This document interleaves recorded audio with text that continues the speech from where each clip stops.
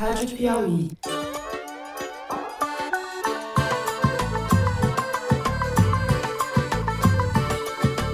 Olá, sejam muito bem-vindos ao Foro de Teresina, o podcast de política da revista Piauí. É difícil você chegar lá e ver ele com uma tornozeleira eletrônica na sua perna, com ela sendo recarregada na tomada. Então, quero dizer a todo o povo brasileiro que vocês recarregam as baterias do presidente Bolsonaro. Eu, Fernando de Barros e Silva, da minha casa em São Paulo, tenho a alegria de conversar com os meus amigos Celso Rocha de Barros e Ana Clara Costa, no Estúdio Rastro, no Rio de Janeiro. Olá, Ana, bem-vinda. Oi, Fernando. Oi, pessoal. Não vamos deixar que a Câmara reabra os seus trabalhos enquanto não houver um diálogo sério para pensarmos nas soluções para o Brasil. Diga lá, Celso Casca de Bala. Fala aí, Fernando. Estamos aí, mais uma sexta-feira. Eu não vou ligar pro Trump para conversar nada, porque ele não quer falar. Eu vou ligar pro Trump para convidá-lo para vir para a COP. Mais uma sexta-feira, mas antes dos assuntos da semana, eu quero mais uma vez convidar vocês para o Festival Piauí de Jornalismo, que acontece nos dias 6 e 7 de setembro, no final de semana, na Cinemateca Brasileira, em São Paulo. Faço esse convite em nome dos meus amigos e colegas da redação. Além da programação com os convidados internacionais, que está especialmente boa, a gente vai ter o nosso Foro de Teresina, que não é internacional, mas é ouvido por brasileiros do mundo todo, né? A produção me pede para avisar que os assinantes da Piauí têm desconto e que estudantes e professores pagam meia entrada. Mais uma razão para você assinar a Piauí. Não dá tempo de virar professor até 6 e 7 de setembro, então é melhor assinar a Piauí. Mais informações sobre a programação, os horários e os ingressos vocês podem conferir no site da Piauí e nas redes da Piauí. Agora sim, sem mais delongas, vamos aos assuntos da semana. E que semana! Começamos pelo sequestro, não vou chamar aquilo de obstrução, sequestro da mesa diretora da Câmara dos Deputados pela bancada do PL de Jair Bolsonaro e Sóstenes Cavalcante. O motim foi arquitetado na segunda-feira, a ideia teria sido de Marco Feliciano. Começou na terça e só teve fim na noite de quarta-feira, quando depois de muita paciência, um acuado Hugo Mota conseguiu retomar seu assento. Os bolsonaristas se instalaram na mesa diretora do plenário, acamparam por lá, para exigir, em troca do sequestro do parlamento, a impunidade de Jair Bolsonaro e dos golpistas do 8 de janeiro. Impunidade que eles chamam de anistia, antes mesmo que o ex-presidente tenha sido julgado. O que desencadeou os 5 e 6 de agosto bolsonarista, vamos chamar assim, pela afinidade que a cena guarda com aquela dos que barbarizaram a casa. O que desencadeou foi a prisão domiciliar de Bolsonaro decretada por Alexandre de Moraes na segunda-feira. O ministro do Supremo entendeu que Bolsonaro descumpriu as medidas cautelares que lhe haviam sido impostas. No domingo, o capitão, que não é a morena de Angola, mas também leva o chocalho amarrado na canela, o dele apita, utilizou as redes sociais de alguns aliados, incluindo os filhos, para divulgar mensagens, abre aspas, com claro conteúdo de incentivo e instigação a ataques ao Supremo Tribunal Federal e apoio ostensivo à intervenção estrangeira no poder judiciário brasileiro, fecha aspas, de Alexandre de Moraes. Isso ocorreu nos vários atos públicos de bolsonaristas contra o STF e a favor das sanções ao Brasil por parte de Trump, sendo que alguns desses atos contaram com a participação remota de Bolsonaro por chamada de vídeo. Num deles, o ex-presidente disse: "Obrigado a todos, é pela nossa liberdade, nosso futuro, nosso Brasil, sempre estaremos juntos."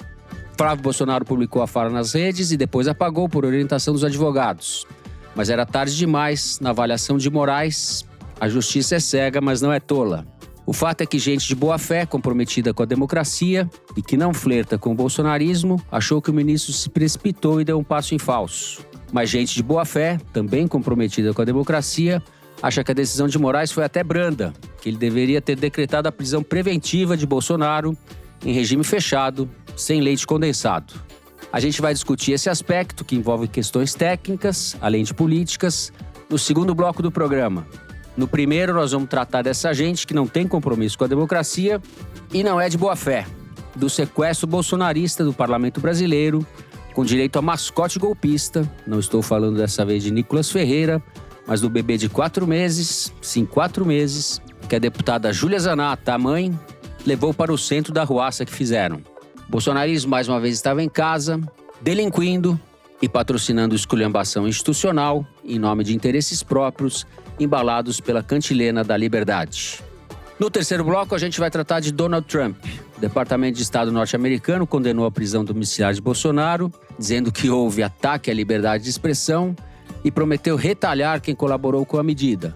Nessa quarta-feira, dia 6, entrou oficialmente em vigor o tarifaço, que afeta mais de 3.800 produtos brasileiros. As negociações na esfera comercial continuam, mas em relação à soberania do país e às iniciativas para tentar vandalizar a democracia brasileira, a exemplo do que Trump está fazendo na sua própria casa, sobre isso não há, obviamente, o que negociar. É isso, vem com a gente.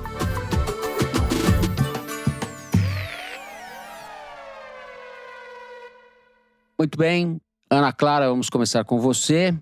Eu quero saber qual é o saldo dessa semana e tentar projetar já para a semana que vem. Os bolsonaristas estão dizendo que vão votar o fim do foro privilegiado e a anistia. Isso não é muito provável, certo? Não, é muito pouco provável. Probabilidade baixíssima.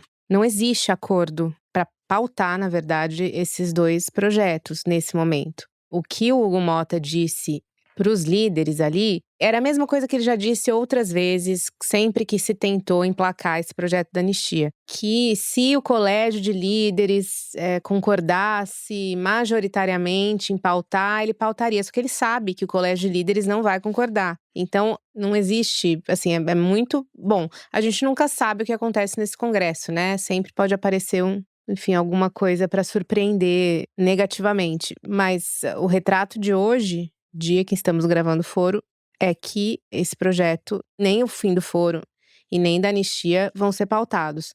Por quê?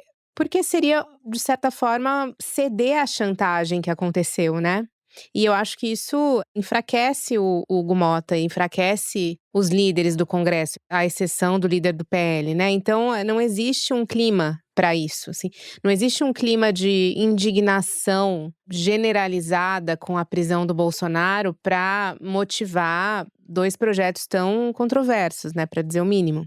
Uhum. Mas eu acho que antes eu queria voltar, Fernando, um pouco em como a gente chegou nesse ponto, né? E eu acho que nunca é demais a gente reforçar que o autoritarismo é o amálgama que une essas pessoas, né? Que une o bolsonarismo. Eles não têm nenhum… Eu fico me perguntando às vezes se eles têm realmente alguma noção do que é democracia. Porque às vezes parece que não mesmo, né? Que é uma falta completa de entendimento do que é o jogo democrático. Essa obstrução física do Congresso é uma violência inédita na história do Congresso pós-democracia. Para vocês terem uma ideia, nem na época do impeachment da Dilma, com Eduardo Cunha, ali, enfim, que tinha protesto dia sim, dia não, de partidários da presidente Dilma que não queriam impeachment, etc. Sempre tinha gente ali. Nunca se impediu, até o Marcel Van Hatten, um presidente da Câmara de sentar na própria cadeira. Isso nunca aconteceu. Uhum. E você bem disse na escalada, não é obstrução. Porque o que é obstrução? E a obstrução está prevista no regimento da Câmara.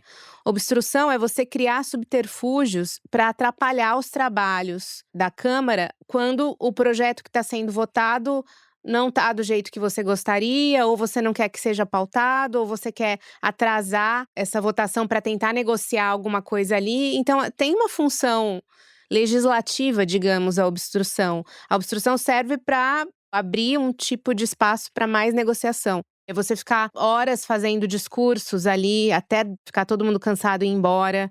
É você trabalhar para o esvaziamento da sessão, para ninguém conseguir votar nada. Isso é obstrução, né? Isso está no regimento, é da ordem do jogo isso. O que eles fizeram foi impedir fisicamente os trabalhos, e não para impedir uma votação ou para negociar nada. Eles queriam impor uma agenda de votação em benefício do Bolsonaro, e que depois eu vou falar que não é em benefício do Bolsonaro, é em benefício próprio. Essa bancada do PL, ela só se elege de novo nesses termos se o Bolsonaro estiver na urna. E como o Bolsonaro não vai estar na urna, eles estão desesperados, entendeu?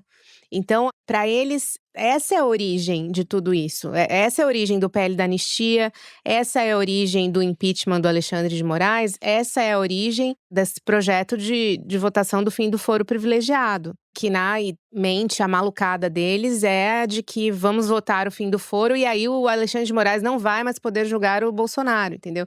Então, assim, tudo isso tem interesses muito particulares envolvendo, assim. Não é nem que eles estão fazendo isso de forma abnegada pelo bem do Jair Bolsonaro, entendeu? Um dos deputados que estava lá ocupando a mesa diretora, na quarta-feira à noite, era o Domingos Sávio, que é do PL de Minas.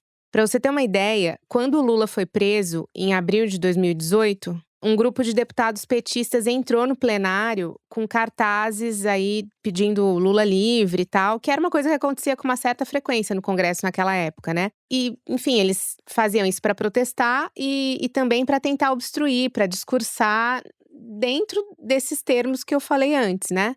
E, enfim, nenhum deles, naquele momento tenso, né, dos acontecimentos, nunca ninguém sentou na cadeira do presidente da Câmara e não deixou que ele iniciasse a sessão. Isso nunca aconteceu. Mas só o fato deles levantarem cartazes, o deputado Domingos Sávio, que tinha mandato também naquela época e que era do PSDB, ele deu várias entrevistas, eu me lembro, contra essas manifestações do PT, contra esses cartazes, e dizendo que, vou reproduzir uma fala dele, obstrução é um direito, mas não pode fazer baderna. Ou seja, que eles tinham que parar com aquela baderna. E estava o Domingos Sávio na quarta-feira, na terça-feira, na mesa diretora, impedindo o presidente da Câmara. O Sávio escorregou do PSDB para o PL, é isso? Pois é, exato. Deslizou. Exato. Voltando a essa questão da motivação desses deputados, muita gente que se elegeu nessa bancada do PL se elegeu porque muitos brasileiros só apertaram 22 nas urnas. E aí votou na legenda e aí puxa uma série de deputados que jamais teriam voto, que não fizeram campanha propriamente. Sobretudo porque depois da reforma política, os dirigentes partidários têm muito mais controle sobre o fundo partidário, o fundo eleitoral. Eles não são obrigados a dividir de forma equânime o dinheiro entre os candidatos, né? Enfim, vai ser difícil para essa gente conseguir negociar com o Valdemar, né? Quando chegar a campanha, sem o Bolsonaro ali para servir de arrimo, né? Então, assim, tem um interesse muito particular dessas pessoas em fazer isso que elas fizeram. E o que é mais assustador é que nessa primeira sessão, depois do recesso, eles iriam votar 2 projetos de total interesse da sociedade, que é a isenção de IR para quem ganha até R$5.000 e o crediário para quem foi lesado na fraude do INSS, que eles tanto falam, né? Celso, vamos com o seu parecer. Então, Fernando, essa semana teve uma reunião da Associação dos Veteranos do Golpe de 2022 na mesa do Congresso, entendeu? Sabe aquela reunião da sua turma de colégio que você faz? Aí perguntei, aí, o que você tá fazendo? Casou, teve filho, não sei o que lá, tá desempregado, etc. Aí teve essa reunião do pessoal que tentou golpe em 2022 se reuniu agora na mesa do Congresso essa semana. Todo o programa enche o saco das pessoas falando da reunião de 30 de novembro de 2022, em que os deputados bolsonaristas foram dentro do Congresso pedir golpe de Estado. Nossa, ontem foi o revival total da reunião de 30 de novembro. Todo mundo que estava na reunião de 30 de novembro estava ontem ali sentado na cadeira empilhado um em cima do outro ali na cadeira do Hugo Mota. E a estética era a mesma, A estética era a mesma e não é uma estética que você queira ver, amigo. Realmente, eu sugiro que você leia as reportagens, mas não veja as imagens, porque não vai te dar satisfação nenhuma. Então, estava lá o seu Eduardo Girão, que devia ter sido preso por comandar a reunião de 30 de novembro de 2022. Não foi. Ele terminou a reunião de 2022 com um líder caminhoneiro perguntando para ele, mas por que a gente não decreta o artigo 142 aqui agora? E ele termina a reunião dizendo, bom, todas as opções estão sendo estudadas. Por que esse cara está solto? Enfim, e podendo agora sentar lá na cadeira do Hugo Mota? É incrível. Marcel Van Hatten, que sentou na cadeira do Hugo Mota ontem, estava lá Esse dizendo, é do novo, né? O novo esse que é do virou novo, exato. linha auxiliar do bolsonarismo. O novo sei lá. O né? novo ia ser o partido da racionalidade, da lógica empresarial aplicada ao Estado, etc. Exato. Virou essa ratalhada aí. Não, tanto quanto o novo auxilia alguém, ele auxilia o bolsonarismo. É um bolsonarismo de boutique, o novo. Exato. Virou bolsonarismo de boutique. E cada vez menos distinguível, entendeu? Cada vez mais igual mesmo, entendeu? Se eles perderem agora, se eles não cruzarem a cláusula de barreira na próxima eleição, eu tenho certeza que eles vão fundir com um negócio desse e pronto. Já devia ter feito. E aí, se quisessem, devolve a legenda para o Amoedo fazer o negócio que ele quiser lá. Enfim, o Marcelo Van Hatten estava lá em 2022 no Congresso dizendo que a eleição do Lula era um golpe de Estado, que a democracia do Brasil tinha acabado, enfim, essas palhaçadas todas. Estava ontem sentado na cadeira do Hugo Mota. Se tivessem prendido em 2022, não estava lá ontem, entendeu? Então, assim, todo esse pessoal que estava lá é uma bancada do golpe, são os caras que atuaram ativamente para derrubar a democracia em 2022, que fizeram todo aquele discurso sobre fraude nas urnas eletrônicas, que a gente sabe que é falso, porque nas investigações da PF, você tem os prints do Mauro Cid dizendo que não tem nada de errado com as urnas. Você tem as evidências de que a auditoria do PL não pegou nada e o Valdemar mandou dizer que tinha descoberto irregularidade. Você tem as evidências que a auditoria do Exército não pegou nada e o Bolsonaro pressionou para dizer que tinha alguma margem de irregularidade. A única injustiça que foi feita com o Jair Bolsonaro até agora, desse processo todo, foi não prender esses caras junto com o Jair, entendeu? A bancada bolsonarista participou ativamente do golpe de 2022. E eles foram ontem lá fazer sua reunião de turma, de 5 anos, de formando aquelas coisas.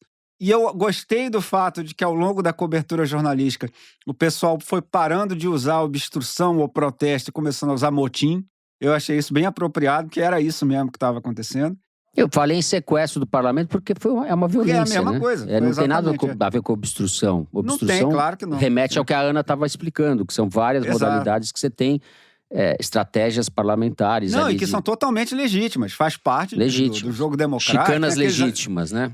Tem aqueles americanos que ficam fazendo discurso por 5 horas lá, por 5 dias lá nos Estados Unidos.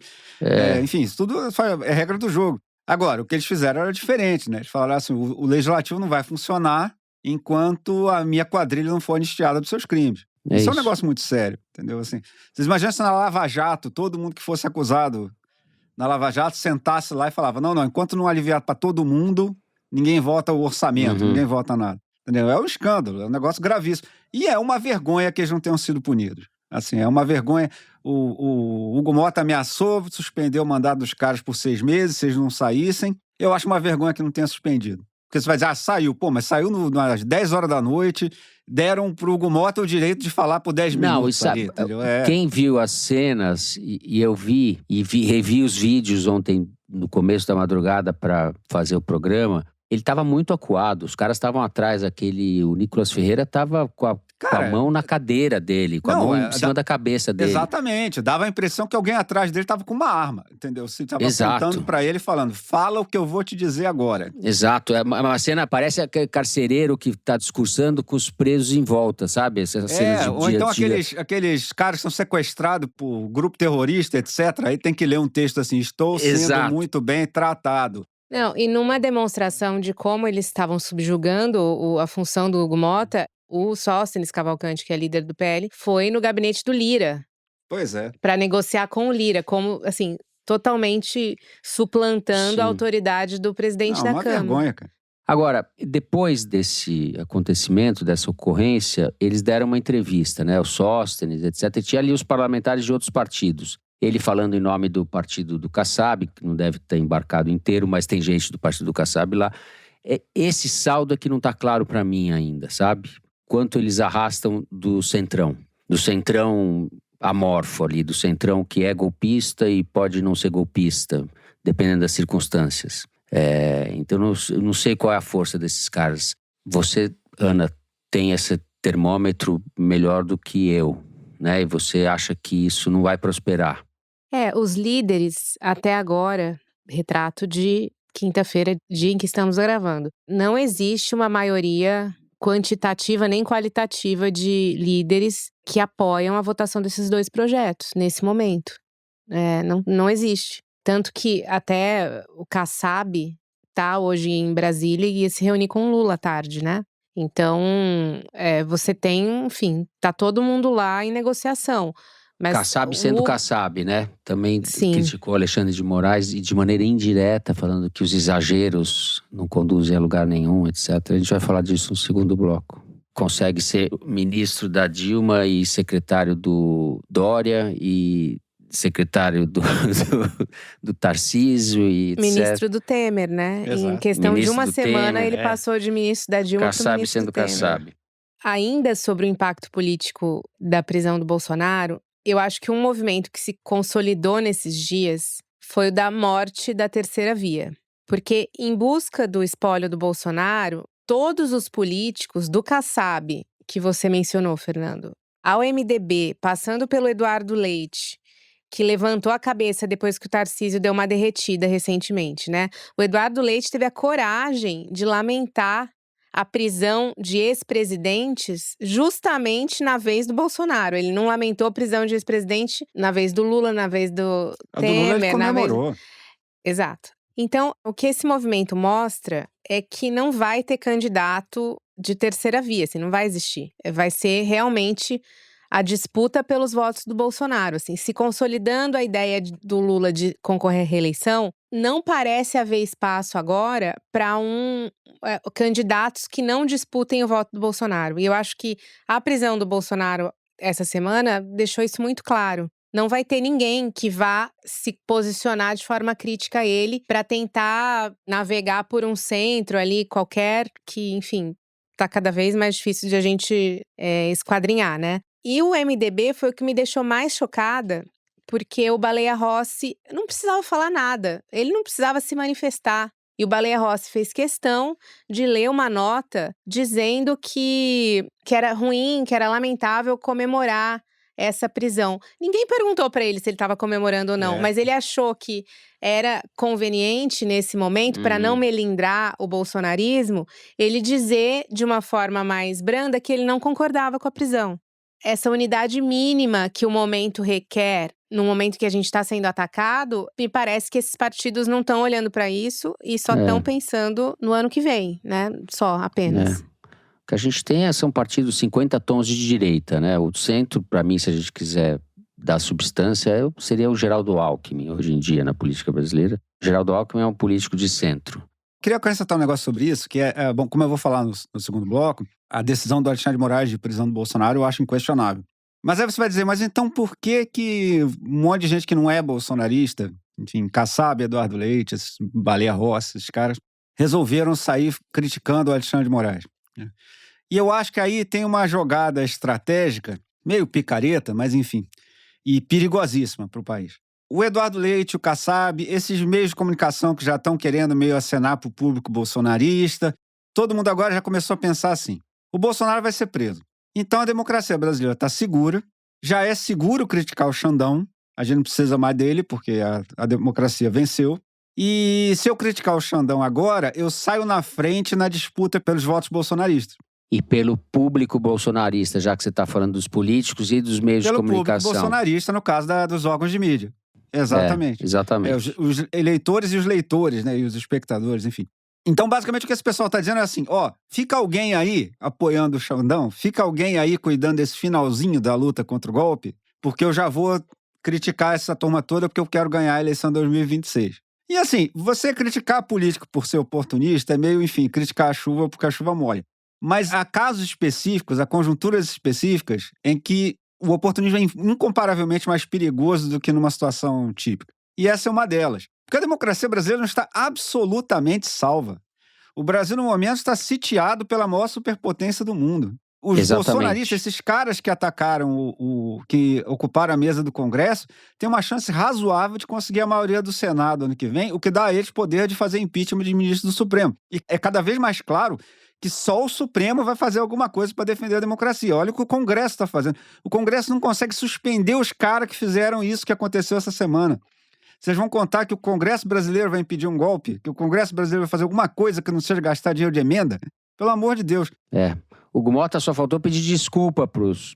tô voltando aqui pra minha cadeira, tal, vocês dão licença. Exatamente. Principalmente depois que a gente viu esses dias no Congresso, a ideia de que a democracia brasileira já está salva e já é seguro você sair criticando o Alexandre de Moraes e fazendo discurso para agradar os bolsonaristas órfãos é uma responsabilidade brutal, porque, primeiro, os bolsonaristas ainda não estão órfãos. Eles ainda não foram derrotados definitivamente. Ainda tem que prender o Bolsonaro, tem que prender mais gente nessa história e tem que se livrar das sanções do Trump, entendeu? Tem que fazer essa negociação diplomática complicadíssima. E cada vez que o Trump vê vozes moderadas no Brasil dando alguma razão ao Bolsonaro, ele fala, deixa a tarifa aí. A minha quinta coluna está vencendo lá dentro do Brasil. Eu estou ganhando o jogo interno do Brasil. Então, cada vez que você se mete numa brincadeira, numa gracinha dessas, que o seu Eduardo Leite, o seu Kassab e companhia todos fizeram essa semana, você está aumentando tarifa sobre o produto brasileiro. Entendeu? Você está diminuindo o PIB do Brasil nos próximos anos. Então, assim, eu entendo totalmente que os caras queiram ser candidato a presidente, enfim, político tem que querer ganhar mesmo, isso aí é do jogo. Mas não é possível que não exista partidos, que não exista, enfim, lideranças com alguma responsabilidade na direita para segurar essa corrida oportunista até a democracia estar de fato segura. Porque, obviamente, não está, e os oportunistas já estão tratando ela como se tivesse. Exato, e na sociedade, essas forças bolsonaristas estão muito vivas, como os atos de Sem domingo dúvida. mostraram. Não foram atos gigantescos, tal, mas não foram atos inexpressivos também. Não foram. Tem que olhar para isso, né? Muita Claro. gente na rua. Muita. E num ambiente em que o país está sendo agredido pelo Trump.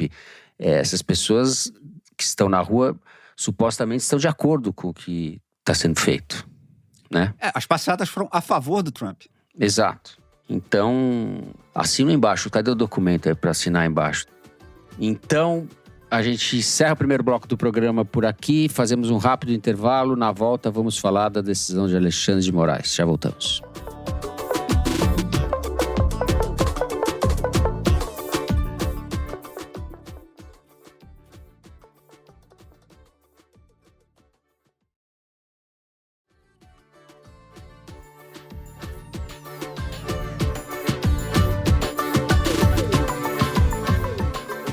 Muito bem, estamos de volta.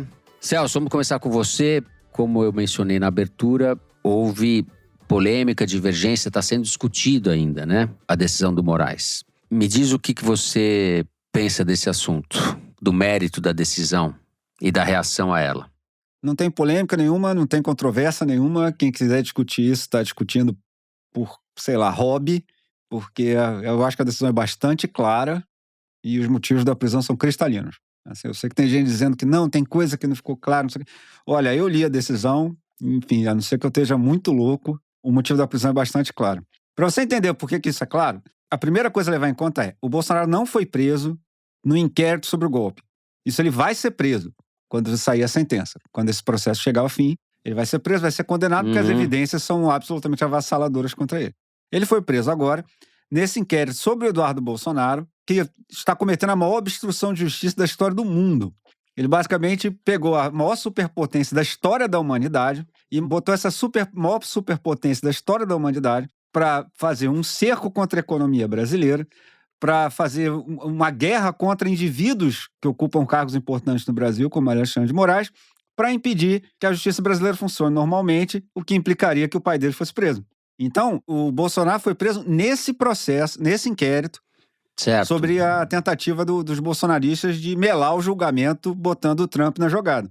Aí, o que você pode criticar o Alexandre de Moraes é não ter prendido o Bolsonaro preventivamente no dia que o Trump anunciou as tarifas, dizendo que o motivo era o Bolsonaro. A PF pediu, né? O Estadão publicou É mesmo? Tinha que hoje ter prendido. uma reportagem dizendo que no dia 11 de julho, ou seja, 2 dias depois do anúncio do tarifaço, a PF pediu a prisão do Bolsonaro. A matéria é do Aguirre Talento. Pois é, então assim, a crítica que se pode fazer ao Alexandre de Moraes é que ele foi contido demais, nesse caso. Assim, o pessoal que tá achando que ele foi radical demais, eu não tô enxergando nada do que vocês estão vendo.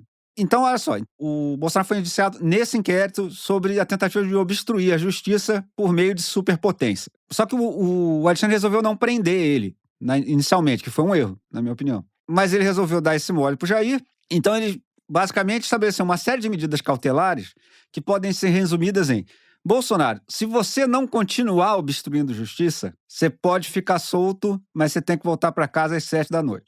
Mas você tem que parar de obstruir a justiça. Isso quer dizer que você tem que parar de discursar em favor do que o Trump está fazendo, você tem que parar de dar entrevistas falando que o que o Trump está fazendo está certo, você tem que parar de inflamar os seus apoiadores para declarar apoio ao Trump, porque tudo isso é um esforço para conseguir que uma superpotência estrangeira mele um julgamento que estava se dando nos termos da Constituição brasileira. Então, não é sobre liberdade de expressão a questão. Se o Bolsonaro quiser dar uma entrevista sobre outra coisa, ele pode dar entrevista sobre outra coisa, entendeu?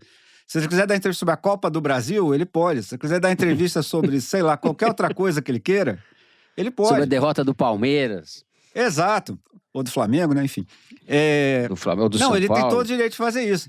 Mas aí ele vai dizer assim, mas eu só quero dar entrevista se for para obstruir a justiça. Bom, aí também, né, meu amigo? Sei lá, paga teus boletos, né, cara? Entendeu? É como se o Marcola ganhasse indulto para ir no Dia das Mães visitar a mãe dele, passasse o dia vendendo cocaína e falava, cara, achei umbigo, deixaram eu sair, eu não posso vender cocaína, entendeu?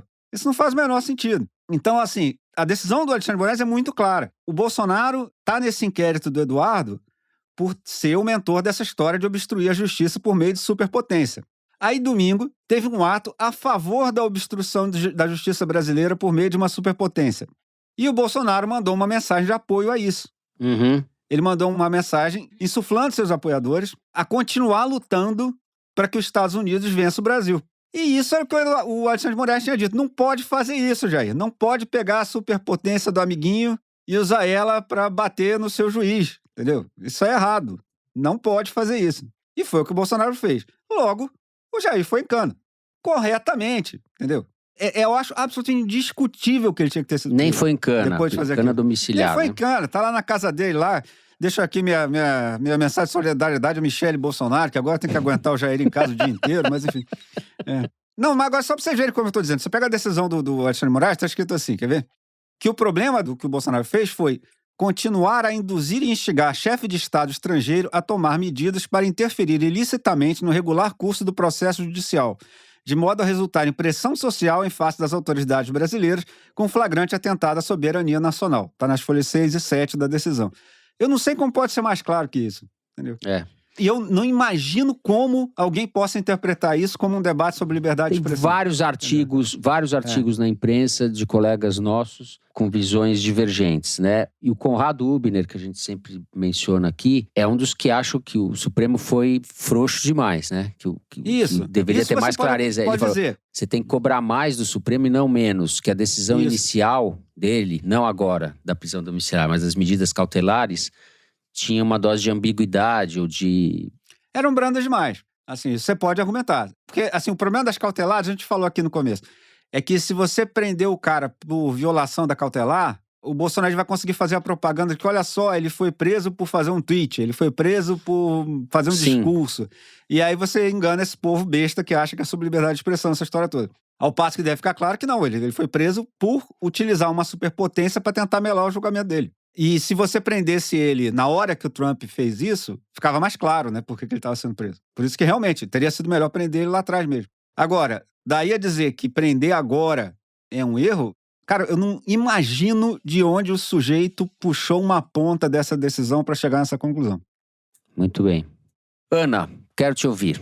Vamos continuar falando. Não tem nada a ver com liberdade de expressão. Celso disse. Estamos de acordo ou não? O que você apurou? O que você está pensando? Olha, me espanta sempre as pessoas que têm tantas certezas, assim, certezas super sólidas sobre isso, né? Sobre que o que está acontecendo é um ataque à liberdade de expressão do Bolsonaro. Eu, enfim, não tenho nenhuma certeza sobre nada, né? Mas queria expor aqui para vocês minhas dúvidas. A gente entra nessa zona cinzenta, de novo, né? Sobre os limites da liberdade de expressão e a responsabilização de quem usa a sua expressão para cometer um crime ou para descumprir uma ordem judicial. O Bolsonaro foi proibido de usar as redes porque, com as redes dele, ele estava orquestrando um ataque dos Estados Unidos contra o Brasil, né? Que, aliás, se concretizou.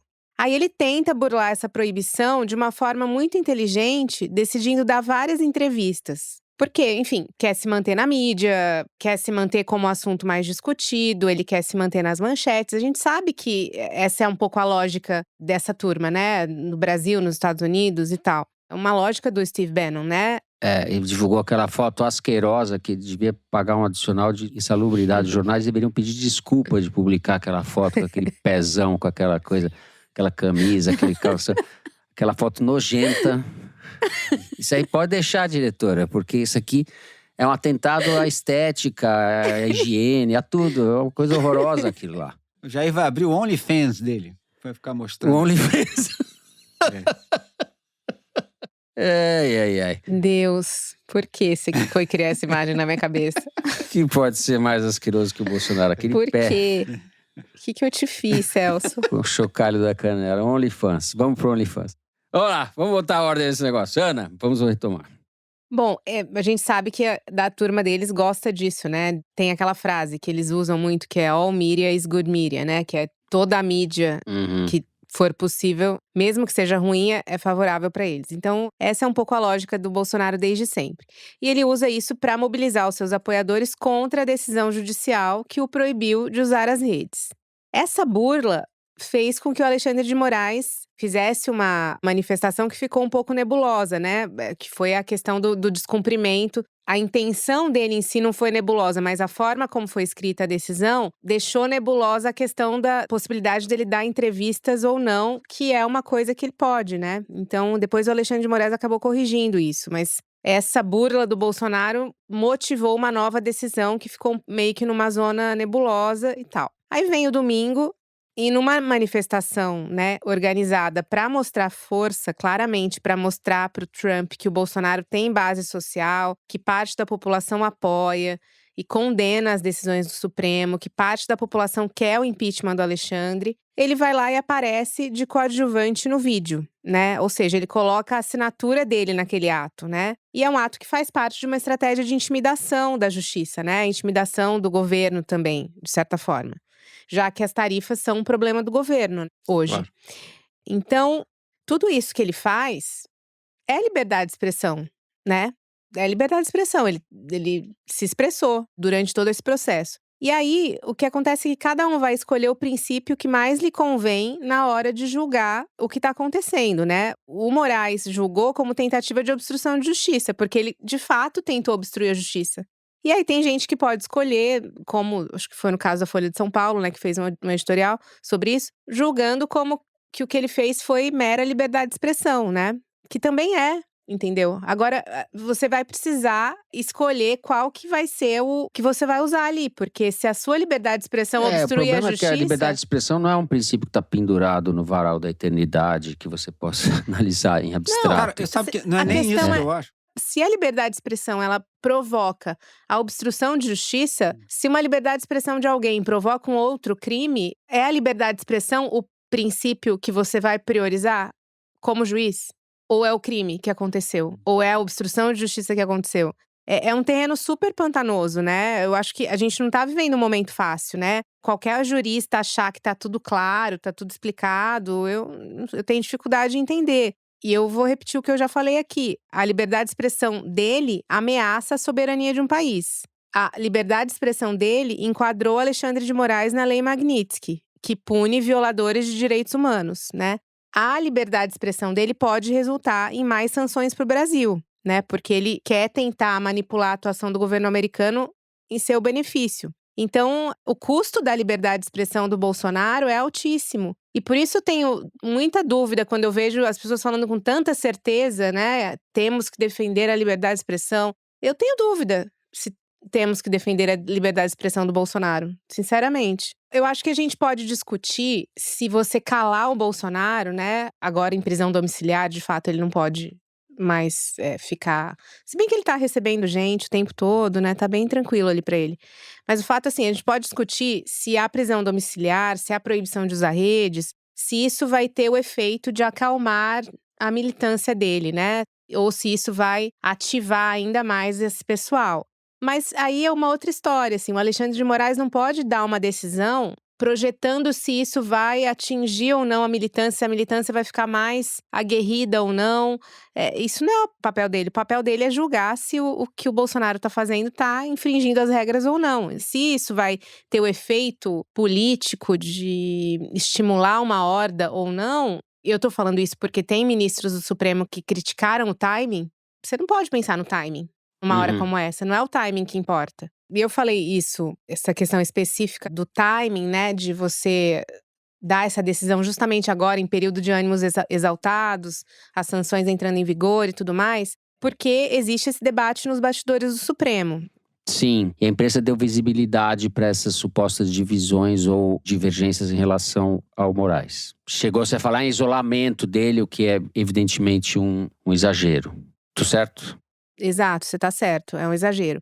Há ministros no STF que acham que a prisão domiciliar deveria ter sido objeto, sim, de um cálculo político e de fato, essas divergências ficaram expostas essa semana, né? Mas precisa ficar claro que a crítica ao timing da prisão domiciliar não significa que os ministros estejam deixando de endossar o Alexandre de Moraes. Há críticas, né, de que a prisão foi decretada num momento de temperatura alta, que tem a questão da Magnitsky, que pode atingir outros ministros do Supremo mais para frente, que talvez fosse conveniente ter levado o assunto para o plenário. Tem várias críticas acontecendo nesse momento. Mas isso não significa que, numa decisão sobre o Bolsonaro, esses ministros vão votar contra, entendeu?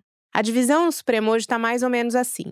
O André Mendonça e o Cássio Nunes Marques e o Fux cumprem um papel ali de oposição ao Moraes, que está consolidado, sendo que o Fux é o único que está na primeira turma, né, que está julgando o caso. O Toffoli, que não está na primeira turma, assim como o André Mendonça e o Cássio, ele tem adotado uma postura mais crítica recentemente, assim, segundo interlocutores que têm conversado com ele, embora ele seja um amigo, pelo menos era um amigo próximo do Alexandre, estudaram juntos na USP. Mas tem uma certa divergência aí hoje sobre essa questão de todas essas decisões envolvendo o Bolsonaro. O Barroso, embora ele endosse as decisões do Alexandre, ele tem defendido nos bastidores que o momento requer serenidade, baixar a temperatura, que os ânimos estão muito exaltados, já que o tribunal virou alvo do Trump. E o Barroso tem uma questão específica também, que é o seguinte: pode ser que ele saia do Supremo, que ele antecipe a aposentadoria dele, né? Porque… Essa notícia está circulando, né? Exato. Ele tem 67 anos e há uma expectativa que ele pode se aposentar no ano que vem, quando ele completar 68, para que o Lula possa indicar alguém para o lugar dele ainda no mandato. A idade máxima para o ministro do Supremo continuar no cargo é 70 anos, né? Então, o Barroso anteciparia em 2 anos a aposentadoria justamente para isso. E se o Barroso não se aposentar, existe também uma situação que é a seguinte: o Alexandre de Moraes é o principal alvo do Senado, né? O impeachment dele. Caso o Senado consiga viabilizar isso, o que eu acho improvável. O segundo alvo seria o Barroso. Todos eles falam, todos os senadores falam, é Alexandre de Moraes e Barroso. E há senador que até fala, talvez seja até melhor o Barroso antes. Da turma que está mais alinhada com o Alexandre, é o Flávio Dino, o Gilmar Mendes, a Carmen Lúcia, o Fachin, o Zanin. Claro que cada um tem modulações diferentes ali do que pensa sobre o que está acontecendo, mas eles não dão muito eco a essas divergências nos bastidores, assim, eles estão pensando um pouco na proteção da corte. E a estratégia de defesa do Bolsonaro hoje, e também dos filhos dele, é tentar expor essas divergências como forma de enfraquecer o Moraes, né? De mostrar que ele enfrenta resistência. E por isso até eles entraram com um recurso no Supremo pedindo não só a revisão da prisão preventiva, mas também o julgamento em plenário desse recurso. Porque embora eles saibam que o Alexandre tem maioria no plenário, é importante para eles mostrar que essa maioria talvez não seja tão folgada. Daí o pedido para ir para o plenário. Só para concluir, eu acho que precisa ficar registrado aqui que o bolsonarismo tem os seus pontos de contato com o Supremo. Para além do Fux, que tem muita proximidade, enfim, com várias pessoas do entorno do Bolsonaro, incluindo Fábio Weingarten, o André Mendonça e o Cássio. O Ciro Nogueira tem uma relação bem amistosa com Alexandre de Moraes, com o Gilmar. O Fábio Weingarten também conversa com o Gilmar, com o Fux, como eu já falei. Então, assim, não é que a turma do Bolsonaro tá totalmente rompida com o Supremo e não tem nenhuma relação e tal. Existe pontos de contato ali e, enfim, tanto que o Ciro Nogueira foi xingado pelos bolsonaristas porque não quis assinar a lista, essa lista fictícia que eles fizeram para mostrar como eles querem o impeachment do Alexandre de Moraes. O Ciro Nogueira não assinou. Então, acho que a gente precisa também colocar isso em conta, assim, não é um cenário em que há um rompimento total, sem nenhum tipo de diálogo. Perfeito. Então vamos encerrando o segundo bloco do programa, fazemos um rápido intervalo e na volta nós vamos falar do Pato Donald. Já voltamos.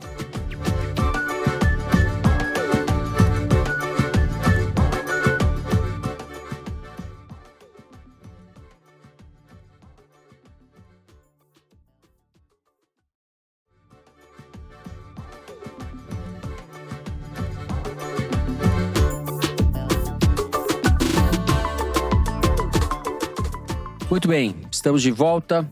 Celso, vou com você. Eu mencionei rapidamente na abertura a avacalhação da democracia nos Estados Unidos. O Trump está tentando avacalhar a nossa, evidentemente, viabilizar a nossa, né? Mas lá ele está conseguindo fazer bastante coisa também. E talvez seja o caso da gente jogar um pouco de luz sobre isso. É isso mesmo, Fernando. Isso que o Trump está tentando fazer no Brasil, ele está tendo um razoável sucesso até agora de fazer nos Estados Unidos. Entendeu? O Trump já causou dano sério aos Estados Unidos. E é sempre bom lembrar que é um ponto que aquele Steve Levitsky sempre comentava, né? Sob um certo sentido, as instituições americanas não são muito bem preparadas para essas coisas do Trump, porque muita coisa funcionava meio na base de umas normas não escritas, né? Então, por exemplo, a Constituição americana é curtíssima, todo mundo sempre fala.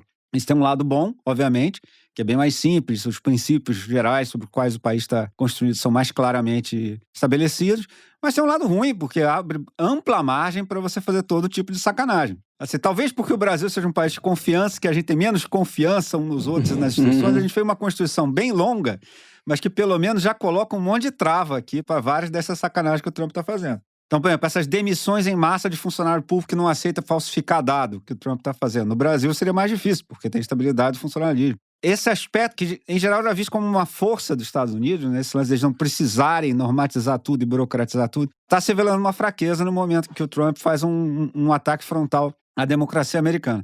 E, aliás, eu queria aproveitar aqui para fazer uma rápida propaganda. Agora, eu acho que é dia 26 de agosto, chega às livrarias um livro que eu já falei aqui, que é O Projeto, do David Graham, um jornalista da The Atlantic. O subtítulo é Como a Extrema-Direita está transformando os Estados Unidos, que é sobre aquele projeto 2025 dos republicanos, que tinha lá toda o passo a passo. Você escreveu sobre o livro? Eu fiz o prefácio. O prefácio do livro é meu. Então, fica aí uma dica para vocês. Qual é a editora? Zahar? A Zahar, editora Zahar. Vou comprar, já vou comprar na pré-venda aqui. Bom, e agora a questão é a seguinte, o Trump anda meio impopular. Assim, a popularidade dele está num nível meio ruim. Para um cara que está há menos de um ano no governo, não deveria ter dado tempo para ele sofrer esse desgaste todo. Apesar dele volta e meia delirar e sair falando em entrevista e discurso que tem 70% de aprovação. Assim, não tem nenhuma pesquisa falsificada que diga isso, entendeu? Assim, isso é um negócio que ele tira da cabeça e vambora. Porque o Trump, inclusive, está cada vez mais maluco. Ele, outro dia, estava falando mal do presidente do Banco Central americano. Falou, nossa, como é que alguém nomeia esse cara? Foi ele que nomeou esse cara no outro mandato dele. Entendeu? O que remete à questão é que o Trump, recentemente, tem começado a xingar os adversários, dizendo que tem QI baixo. Ele falou isso daquela Alessandro Ocasio-Cortez. Falou isso do presidente do Fed, que, porra, um puta economista do caramba.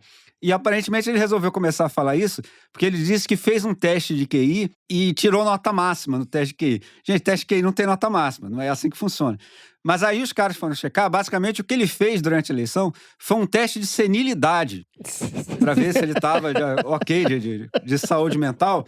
E como bem comentou o humorista americano Seth Meyers, se você confunde o seu teste de senilidade com o teste de QI, você foi reprovado nos dois, né, cara?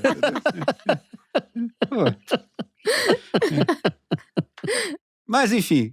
E agora, os economistas estão suspeitando que começou a bater na economia americana os efeitos da incerteza sobre as tarifas, que é até um negócio diferente do efeito das tarifas em si. Basicamente, ninguém sabe quais vão ser as tarifas no final das contas. Então, se você está pensando em montar uma fábrica que depende de qualquer coisa importada, você não vai fazer agora, porque você não sabe quanto vai ser a tarifa que você vai pagar. Então, simplesmente não dá para fazer a conta para saber se aquela fábrica vai ser lucrativa ou não. Sim. Se você vai expandir seu negócio, você vai abrir uma loja nova, é absolutamente impossível para você saber o que tarifa, o preço das coisas que você vai ter que comprar. Exato. Pensando no caso brasileiro, por exemplo, o cara que tem um café de esquina nos Estados Unidos. Grande parte do café americano é produzido no Brasil. Isso agora vai ter sobretaxa de 50%. Como é que isso vai traduzir no preço médio do café nos Estados Unidos? Ninguém sabe.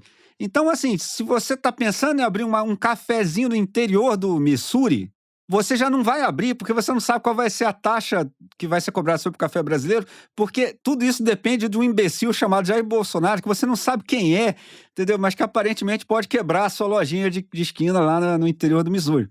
Inclusive, Celso, os importadores de café dos Estados Unidos já começaram a procurar os exportadores brasileiros para perguntar quanto é que o exportador brasileiro vai bancar de tarifa desses 50%. Eles já estão começando a falar, bom, vocês sabem que a gente não vai bancar isso sozinho, vocês sabem que a gente não vai passar tudo isso pro preço, porque senão não dá para vender. Não dá para vender. Quanto é que vocês, exportadores, vão arcar? Já Pois começou essa conversa. Isso tudo que a Ana falou lembra a música do Chico Buarque, né? O malandro. O malandro, na dureza, senta à mesa do café, bebe um gole de cachaça, acha graça e dá no pé. E daí vai passando a conta, vai passando pro outro, termina... Um vai passando o prejuízo pro outro, termina no malandro. Termina na gente, né? No fim. Termina na gente. O malandro é julgado, condenado, culpado pela situação. É o malandro do Chico Buarque, de Celso. Ah, clássico. Mas, enfim, esse efeito de incerteza de sobre quais vai ser as tarifas, aparentemente começou a bater na economia americana. Começou a dificultar o investimento nos Estados Unidos, porque ninguém sabe qual é o custo real de investir, né? E aí, o que aconteceu? O relatório periódico lá de empregos, que tem nos Estados Unidos como tem no Brasil, feito lá pelo equivalente desde o IBGE, veio bem pior do que o pessoal achava. A economia americana, aparentemente, está num estado pior do que o Trump esperava e do que a maioria das pessoas achava que estaria. E aí, o que fez o Trump? Demitiu a chefe do IBGE desde lá. Entendeu? Assim. Você mata o mensageiro, Exato, claro, né? entendeu? Elementar. Sim. E pronto, acabou. Assim, pronto, o número agora vai ser esse que eu fiz a partir do meu teste de QI que eu fiz aqui. Que, aliás, já começou o pessoal fazendo comparação com a Argentina da Cristina Kirchner, né? Que falsificava dados sobre inflação. E aí chegou um ponto que ninguém mais usava os dados oficiais da Argentina, nem o governo da Argentina. Quando eles iam calcular lá o título da dívida, as coisas lá para fazer, eles usavam uma estimativa de inflação implícita, que se você tivesse saco, você ia lá fuçando e achava, que já não era oficial. Então, enfim, isso corre com o risco de começar a acontecer com os Estados Unidos, que é um negócio impensável. Assim, que, novamente, isso começa a abalar a reputação dos Estados Unidos como porto seguro, né? Como o dólar como moeda de referência, aquelas coisas todas. E aí, como a situação econômica começou a piorar e ele está impopular, o Trump começou a ficar com medo de perder as eleições de meio de mandato do ano que vem. Em geral, a oposição se dá mais ou menos bem nas eleições de meio de mandato.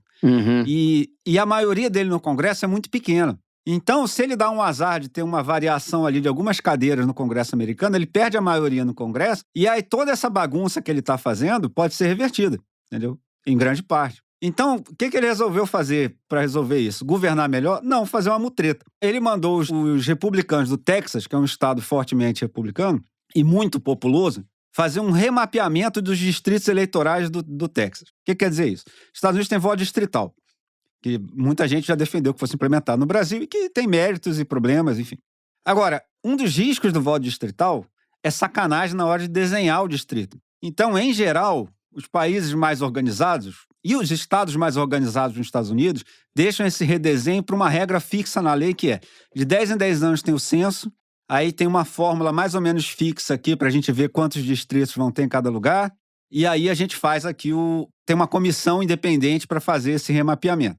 O Trump resolveu fazer o remapeamento do Texas no meio desse período, depois de 5 anos da última vez que fizeram o redesenho. Normal seria esperar mais 5 anos para fazer, mas não dá tempo para ele, porque ele precisa melar a eleição antes do ano que vem. Então ele mandou os caras redesenharem os distritos do Texas de modo a ganhar mais 5 cadeiras para os republicanos no Congresso. Olha a enormidade desse negócio, cara. E aí, você vai perguntar, como é que acontece isso? Tem várias maneiras de você fazer sacanagem com redesenho de distrito. Por exemplo, no Rio de Janeiro tem uma região ali, Laranjeiras e Santa Teresa, que se fosse um distrito, certamente daria vitória para a esquerda. A esquerda teria muita vantagem. Uma das coisas que um governo Trump do Rio de Janeiro poderia fazer, e deve-se dizer, a maioria dos governadores que o Rio até hoje são piores ainda do que o Trump, né? Enfim, então não estou aqui querendo dar ideia para ninguém. Uma das ideias que ele poderia fazer seria, por exemplo, dividir o distrito Laranjeiras em 3 pedaços e jogar esses pedaços para dentro de distritos de sólida maioria conservadora, para pegar esses eleitores que antes elegeriam um deputado e deixar eles em minoria perpétua em outros distritos, entendeu? Então, por exemplo, digamos que Laranjeiras seja muito de esquerda, mas os distritos do lado, por exemplo, Flamengo e Centro da Cidade, seja de direita. Então você vai, no momento, se você olhar só para esses 3, joga para cada lado e os caras ficam lá e votam na esquerda, mas tem uma maioria grande lá do outro lado de direita. Esses votos simplesmente param de contar para eleição de deputados. Os caras nunca vão eleger ninguém. E o Texas pode fazer isso? Pode, e está fazendo. Uma outra opção seria o contrário. Digamos que você tem Laranjeiras aqui com um monte de gente de esquerda, e os bairros do lado, Flamengo e Centro, por exemplo, os distritos do lado, sejam bem equilibrados, entendeu? Sejam 50%, 50%, direita e esquerda. O que você pode fazer é pegar os pedaços de esquerda do Flamengo e do Centro, jogar para Laranjeiras. Aí em Laranjeiras a maioria da esquerda vai ser maior ainda, mas vai continuar elegendo só um deputado. E agora no Flamengo e no Centro a direita tem maioria, entendeu? Então tem tem modelos computacionais sofisticadíssimos que os partidos usam para fazer essas sacanagens. E assim como também tem certos mecanismos institucionais para botar um certo limite nisso, para também não virar bagunça, entendeu? Por exemplo, tem distritos americanos que são realmente fantásticos, assim, porque em geral o distrito você imagina uma regiãozinha mais ou menos contígua, né? Por exemplo, um bairro, Laranjeiras, etc. Mas assim, o cara que quer fazer sacanagem mesmo, ele vai e faz um distrito que é um pedacinho conservador daqui, que é ligado por uma rua até um pedacinho conservador que fica lá do outro lado da cidade, que aí cruza uma floresta e pega um outro pedacinho conservador dali do lado. Isso existe. Sei. E basicamente o Trump deu para os republicanos do Texas a função de fazer isso. Nem todo republicano do Texas está feliz com isso, porque bem ou mal, os caras que estão sendo eleitos atualmente são os caras bons de voto nos distritos existentes. E eles não têm certeza se eles vão ser bons de voto no novo distrito. Só sabe que algum conservador vai ganhar, mas pode não ser ele. Então tá tendo uma certa complicação. Agora, isso pode desencadear o mesmo processo em outros estados, Celso, ou não? Exatamente. E já tem democratas defendendo fazer isso nos estados com muito voto, que são de maioria democrata, como Califórnia e Nova York. E seria muito ruim se isso acontecesse, entendeu? Assim, se o processo de É uma redesenho... esculhambação, né? É uma esculhambação complexa. E aí, tem uma dificuldade para os democratas, é que alguns estados democratas foram mais, enfim, civilizados e estabeleceram em lei que não pode fazer essa sacanagem. Que tem uma comissão independente, que vai ter um processo mais ou menos apropriado para fazer. Então, para eles fazerem, é bem mais difícil do que no Texas, porque eles primeiro vão ter que mudar essa lei, né? Então, é bem possível que dê tempo do Trump fazer essa sacanagem e aí ele continue com maioria parlamentar ano que vem na base da mutreta, entendeu? Não é que ele teve mais voto, não é que ele ficou mais popular, entendeu?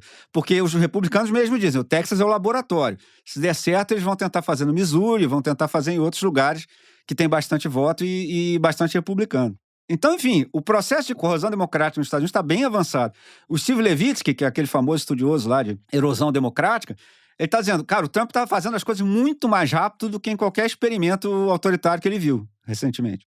Então, por exemplo, você pegar mesmo esses caras que fizeram transição para o autoritarismo, o Chaves, o Erdogan na Turquia, o Orbán na Hungria, etc., às vezes até o primeiro mandato inteiro do cara ele governou direitinho, e depois que ele começa a esculhambação, ou então ele vai se insinuando sobre as instituições bem lentamente, até chegar a um ponto que realmente dá para ele fazer um salto e virar uma ditadura. E o Trump está partindo para a ignorância mesmo, muito mais rápido do que qualquer coisa que ele tenha visto. Sim. Então, enfim, Sim. É como a gente disse, né? Ele está tentando fazer lá em cima o que ele quer que o Bolsonaro faça para ele aqui embaixo. É. E articular essa direita internacional ao redor do mundo. O Brasil é Sim. né, é um satélite importante.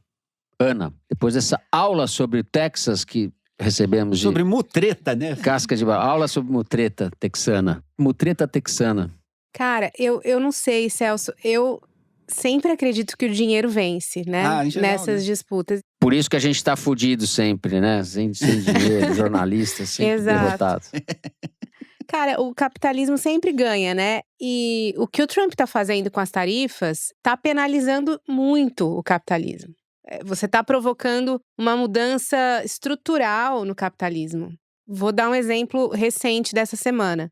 Eles anunciaram, foi um anúncio do Trump com a Apple, que a Apple vai investir 100 bilhões de dólares na construção de fábricas nos Estados Unidos e etc., para tentar nacionalizar um pouco da produção, porque é tudo feito fora, e o que é dos Estados Unidos na Apple é o design e enfim, algo da tecnologia, né? Não é nem tudo. De resto, é tudo feito fora e é montado fora e tal. E o Trump meio que exigiu da Apple que ela fabrique 100% do iPhone nos Estados Unidos. A Apple disse pra ele, meu bem, isso não dá, porque isso significa que o meu produto vai custar o triplo, e custando o triplo ninguém vai comprar. Então eles chegaram num acordo. O que o Trump quer? Ele quer a manchete, né? Independente se isso vai dar em alguma coisa ou não, ele quer lá. Trump anuncia que a Apple vai investir 100 bilhões de dólares nos Estados Unidos, entendeu? O que isso, de fato, vai resultar não é o mais importante. O mais importante é que, naquele momento, ele saiu como vencedor da história. E foi o que aconteceu. De fato, a Apple vai investir, mas esse investimento não é suficiente para ela nacionalizar a produção. Agora, o capitalismo já tem algumas décadas que ele está em um outro momento, que é esse momento das cadeias globais de valor, né? Que você pega e passeia pelo mundo para montar a tua produção da forma que o custo seja menor, né? Foi assim Sim. que a China virou o que ela virou, assim que a Índia virou o que ela virou, porque o que esses países têm para oferecer para o capitalismo é custo baixo. Então, não só a Apple, como todo o setor industrial americano sobrevive graças à ideia das cadeias globais de valor. O que o Trump está querendo fazer é subverter essa ideia. A história do Make America Great Again é você nacionalizar a produção lá, que é inviável para o capitalismo hoje. Não dá para fazer isso. Significa perder dinheiro. Então, assim, esse investimento que a Apple está fazendo, diz que vai fazer nos Estados Unidos, que é num horizonte de 4 anos, que eu acho que eles estão esperando que em 4 anos mude o presidente, né? Imagino. É um investimento que provavelmente em algo vai encarecer o produto, né? E aí, essas empresas, eu tô citando a Apple, mas assim, isso tá acontecendo em larga escala, com todas as empresas americanas que dependem das tarifas, que dependem de importação de produtos, porque é praticamente todo mundo. Você vai abater do teu lucro, do lucro do teu acionista, o dinheiro que vai ter que ser usado para viabilizar esse negócio nos Estados Unidos, você vai repassar isso para o teu consumidor integralmente, sob o risco de perder venda, sob o risco de perder lucro, sob o risco de perder dividendo para o acionista. Então, assim, ele está mexendo numa coisa muito cara, que é a grana. Eu tenho dúvida que isso possa dar certo. Assim, economicamente não vai dar certo, não tem como dar certo, porque isso é totalmente inflacionário, toda essa política é inflacionária. Então, eu tenho dificuldade em achar que o Trump vai fazer tudo isso e o dinheiro não vai dar o troco, entendeu? Perfeito. Então, a gente vai encerrando o terceiro bloco do programa por aqui. Respiramos um pouco, fazemos um rápido intervalo. Na volta, Kinder Ovo.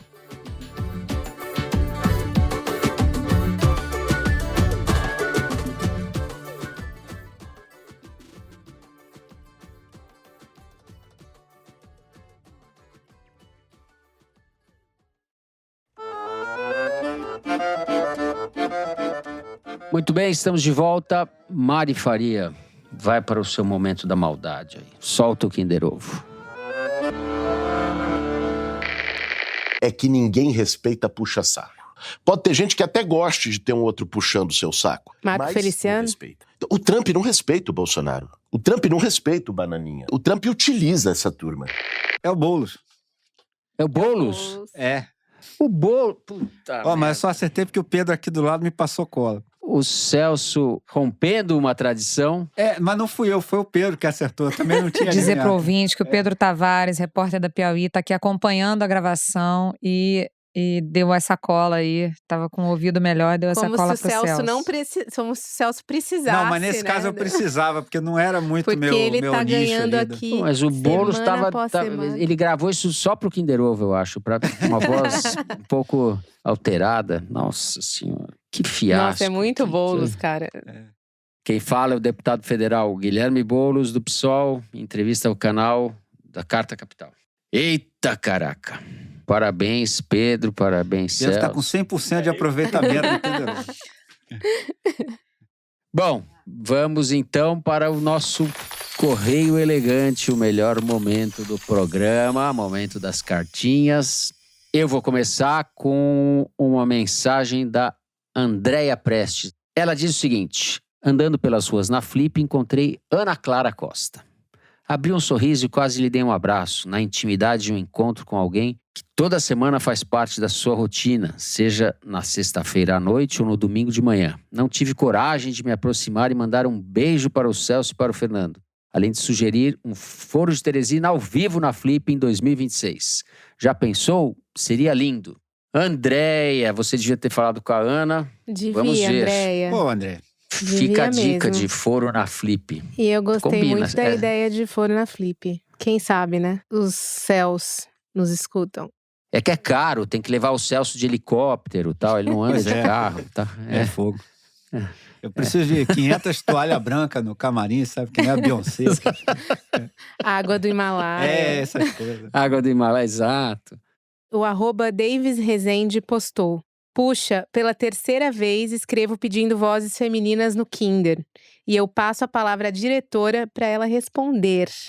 Oi, Davis. Então, como se o machismo já não fosse o responsável por termos pouquíssimas mulheres na política, elas se sentem pressionadas a trabalhar muito mais do que os homens e não podem se permitir dar espaço para fazer piada, para ter uma fala inusitada, ridícula e muito menos absurda, que é a matéria-prima do momento Kinder Ovo. E por incrível que pareça, até aquelas que atuam na frequência do absurdo, tipo levar um bebê para uma barricada humana dentro do Congresso, são tão poucas que as vozes já são muito reconhecíveis e a gente precisa que elas falem algo inesperado. Portanto, aparecem com menos frequência por aqui. Mas pode deixar que mais cedo ou mais tarde o trio vai ter que adivinhar uma voz feminina, eu prometo, tá bom?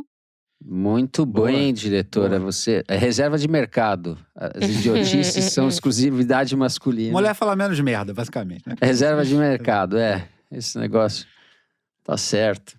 O Matheus Naville Gutierrez escreveu: Olá, sou ouvinte recente do Foro, comecei no início do ano, mas não perco um episódio. Desde então, terminei de escrever minha tese, defendi meu doutorado, consegui uma bolsa de jornalismo científico que eu muito queria e principalmente vi o nascimento do meu primeiro filho, Milton. Só não vi o Fernando acertar um Kinder Ovo. Você não viu porque eu não consegui. A Mari me boicota. E eu acho também que eu tô ficando surdo. Talvez seja isso. Eu tô ficando velho. Eu não sei. Eu acho que eu vou ter que ir no como é que chama? O médico aqui? Coclear. Mas terminando aqui. E acho que o Foro tem me dado muitas alegrias na vida e espero que assim continue. Um abraço a todos. Abração, Matheus. Um abraço, Matheus. Eu também queria que o Foro me desse muitas alegrias na vida acertando o Kinder Ovo, mas não tem ocorrido isso. Um abraço, felicidade. É Milton que chama o filho? Milton. Pequeno Milton. Abração pro pequeno Milton. Pequeno Milton, que não vai para o plenário do Congresso. Bem, então, sem Kinder Ovo, mas com muita alegria, a gente vai encerrando o programa de hoje por aqui. Se você gostou, não deixe de seguir e dar 5 stars pra gente no Spotify. Segue no Apple Podcast, na Amazon Music, favorita na Deezer e se inscreva no YouTube.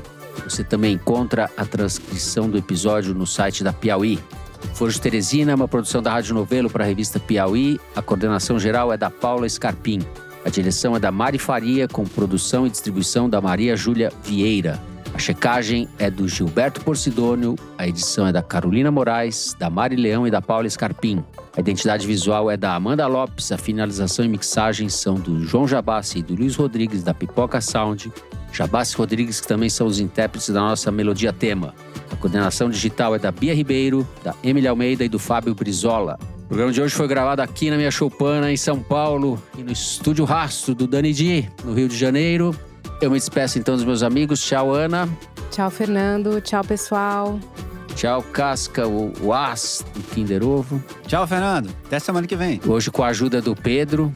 Pois é, roubei na maior. Hoje tô que nem o Trump lá no Texas. Muito bem. É isso, gente. Uma ótima semana a todos e até semana que vem.